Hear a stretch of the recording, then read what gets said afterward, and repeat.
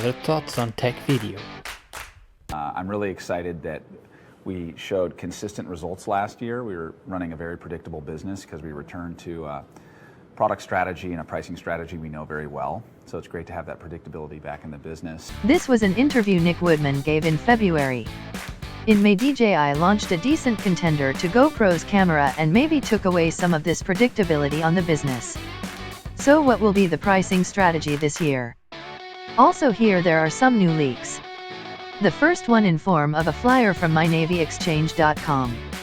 Here the GoPro Hero 8 is announced for $380. If I understood correctly, this is a website only for the military, and the offer being limited to one piece per customer may indicate this is lower than the manufacturer's suggested retail price. A second leak comes from Europe, more precisely from Switzerland.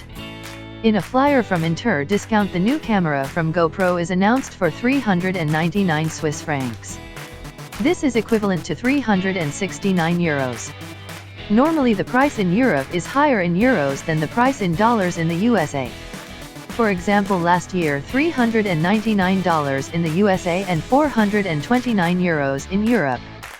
So these two leaks leave me a bit confused, because the price in Switzerland would be lower than the one in the USA.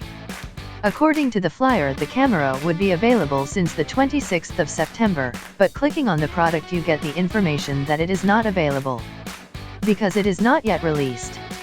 The price leak in Poland from my last video pointed in the direction of the same values as last year, and I see them as the upper limit of what GoPro could ask for. This new leaks point to slightly lower values, so I think we will have to wait. Maybe GoPro can keep at least this information unclear until the launch day.